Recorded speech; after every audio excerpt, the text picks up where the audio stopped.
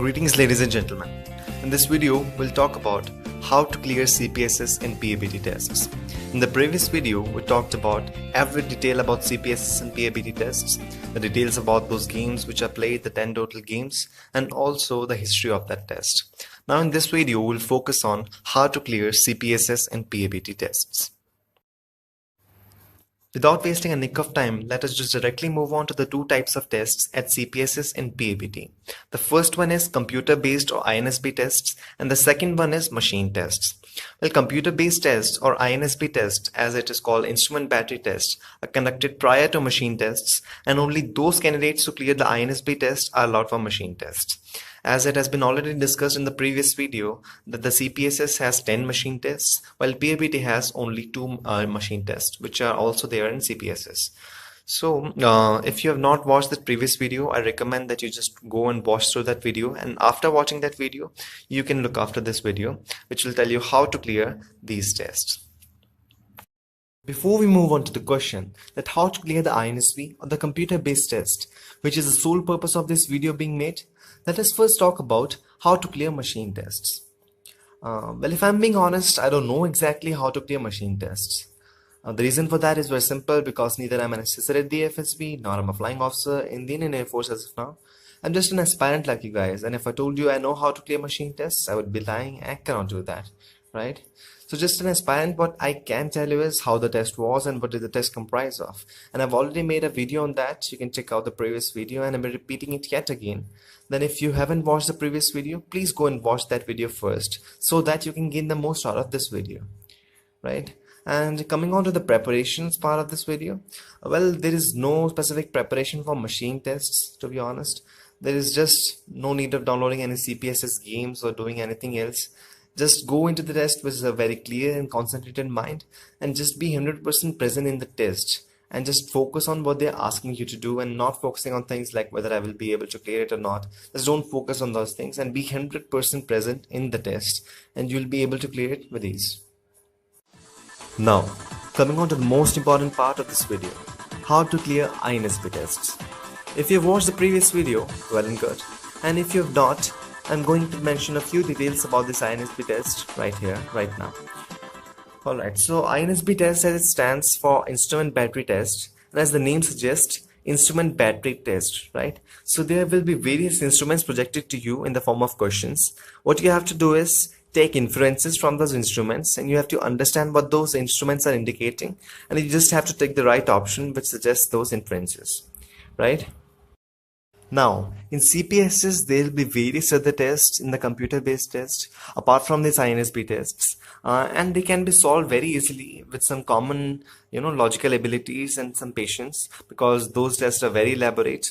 While PABT has only INSB-based tests, right? And INSB itself is very simple. You just need to take inferences from the meters, right? There are various other meters like altimeter, orientation on the plane and other things like that. But one thing which is tricky and which could be tricky for you to clear is the horizon indicator, right? Now, please be very attentive. First of all, I'm going to tell you something which they also tell you in the CPSS test, and afterwards I'm going to ask you a question which they also ask in the CPSS test, right? So please be very attentive and try to answer that question correctly.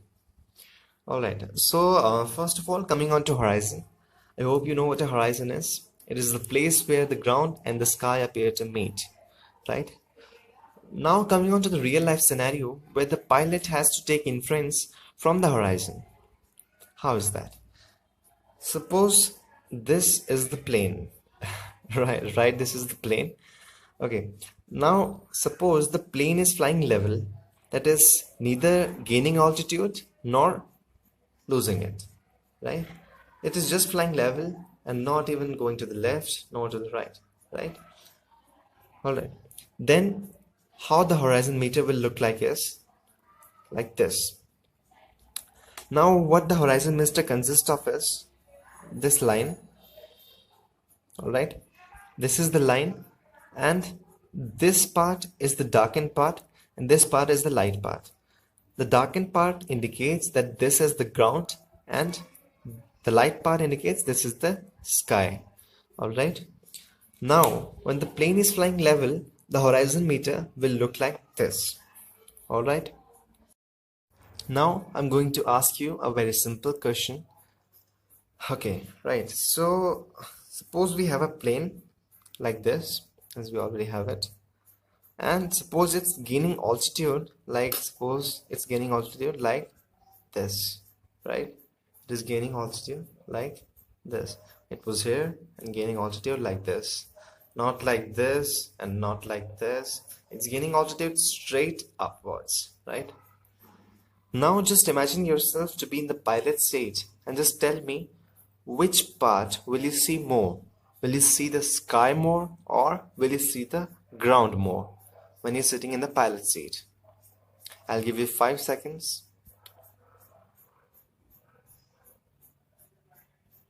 Right, it's very simple. You'll see sky more, right? So all you have to do is, this is our horizon indicator. Now when it was level, the plane was flying level, the horizon indicator was like this. This was the dark part, right? This was the dark part and this was the light part. The dark part indicated ground and the light part indicated the sky. And when it was flying level, the ground and the sky were equal, right? Now when we are gaining altitude, the horizon meter will look like this.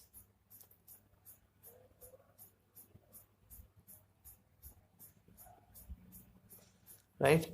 That is more part of the sky and less part of the ground, right? And the reason for that is very simple, because you will be able to see more of the sky and less of the ground, as you already told me, right? So that was the horizon meters, one type of question.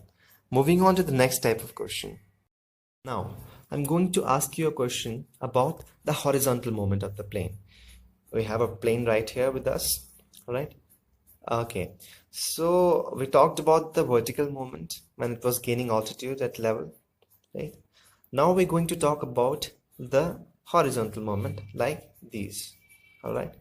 So my question is, suppose we have a plane like this and it is going to the left, right? And it is going to the left in such a manner that it is neither gaining altitude nor losing it. It is just going to the left in a level. Right? So how will the horizon meter look like if you're seated here in the pilot seat? Right? I'm going to give you 2 options. You have to select the right one. Okay? Will the horizon meter look like this, or will the horizon meter look like this? Also, the dark and the light part in this meter are equal, because neither it is gaining altitude nor losing it. So you would be seeing the sky and the ground equal, right? It is just going to the left, and you have to guess that how the horizon meter will look like, assuming that you're in the pilot seat, right? So I'm going to give you 5 seconds to think upon your answer.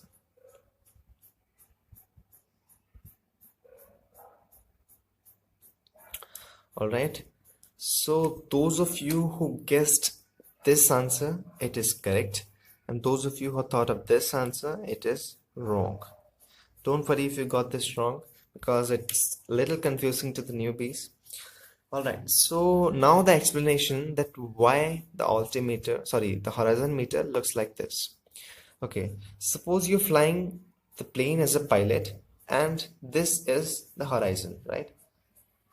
Now, when you're moving to the left, the plane is moving to the left like this. Assume yourself to be sitting here. And the horizon meter always indicates the true horizon, right? So naturally to the pilot, if you imagine, the horizon meter will assume to be turned right, like this, okay? Take a few moments to understand that. This is the pilot and sitting right here, and this is the horizon. When you're moving to the left, the horizon meter will have looked to you like turned like this. All right, imagine you're sitting here, this is the horizon, this is the horizon. You're going to the left, obviously the horizon will look turn to the right, like this. Okay, you may pause the video and watch it again if you have not understood it, but think upon it. All right, so this was another type of question. Moving on to the next type of questions. Now, if you have understood the previous two concepts, then this concept will be just like a piece of cake for you, because it is nothing but a combination of these two concepts, right?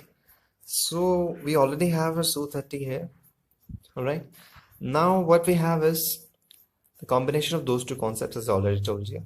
Now the question is, suppose the plane is going to the right and it's losing altitude. All right, it's going to the right and it's losing altitude. Then how will the horizon meter look like? I'm going to give you two options again. You have to guess the right one. It's going to the right and it's losing altitude. So how will the horizon meter look like? Will it look like this, or will it look like this?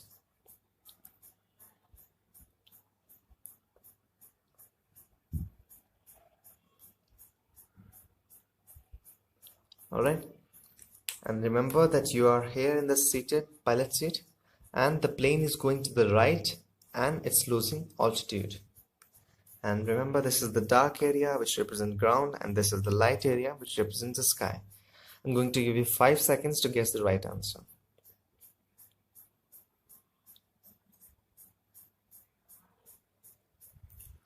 Okay, so those of you who guessed this answer is wrong. And those of you who guessed this answer is also wrong. Okay, so the right answer is this. The plane is going to the right, okay, and it's losing altitude. So the horizon meter will look like this. This is the right answer. It was done intentionally to judge how much you have understood the concepts. Don't worry, if you have not understood, then please go through those two earlier concepts, as these type of questions will be generally asked, which involves a combination of both the concepts, right? Like, when will you see more of ground and when will you see more of sky, and how will be the horizon when you're turning to the right and when you're turning to the left. All right, so this was all about it. Now there is also a trick for those who don't really get it, like how the horizon goes. If you just don't understand that, how will the horizon appear to turn right when the plane is going to the left, then just assume when the plane is going to the left, horizon will look right, and when the plane is going to the right, the horizon will obviously look like going to the left. Okay, just if you don't understand it, you can also cram it, but I suggest that it's very simple and try to understand it, because if the plane is going to the right, the horizon will naturally, to the pilot, appear to be turned to the left, right? And like in this case, when the plane was going to the right and losing altitude, you will see obviously more of the ground and less of the sky, and the horizon will appear to be turned to be left. Okay, so this was all about the horizon meter. So we have a plane right here with us. Okay, now before we part, there are a few things which I'd like to tell you. When I say the plane is turning to the left, then the plane is turning left like this, okay, and not like this, okay, and to the right obviously like this and not like this, because if the plane is turning left like this, then the horizon will naturally be constant, right, and not appear to move to the pilot. And also, when I say that we are gaining altitude, then we are gaining altitude like this. Okay, the nose is moving up. It's not like we're gaining altitude straight, parallelly. No, the nose is upwards. That's why you see more of the sky and less of the ground, obviously, right? And when we are losing altitude, the nose is down, right? And it goes down like this and not parallelly like this.